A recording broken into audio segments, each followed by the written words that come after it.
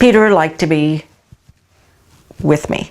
He would rub himself on my knee or my foot or my hand or whatever, and I allowed that. I wasn't uncomfortable with that. A woman who had sex with a dolphin as part of an experiment is finally speaking out. I'm Kat Jovi, and I have that story for you right here on IO.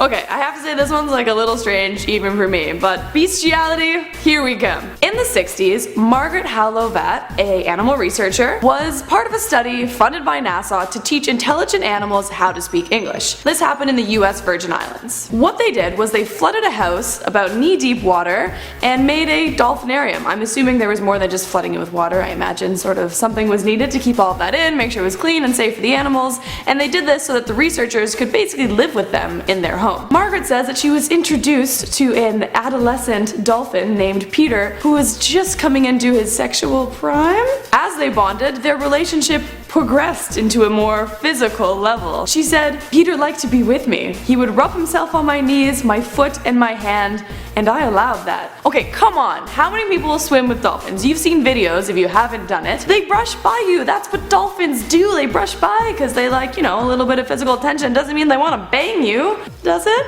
She also said that she wasn't uncomfortable with it as long as it wasn't too rough. She said that it was gentle and precious. It takes all kinds.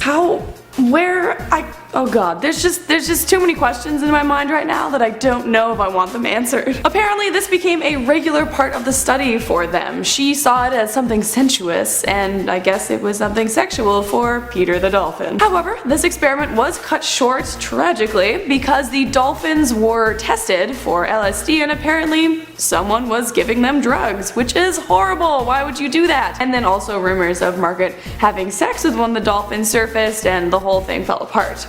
Understandably. Apparently many people had wanted to talk to her about this. They had written her letters and wanted to interview her, and she'd turned them down until now. Now there's a BBC documentary, The Girl Who Talked to Dolphins. So if you are interested to know more and really get an interview with this woman who's into dolphin bestiality, then you too can find out everything about it in this documentary. That is the story. I'm Kat Jovi, and my question for you guys is, what do you think about this? Do you think it's gross? Do you think it's kind of normal? You guys obviously know what I think, but I'm curious. Comment below, let us know.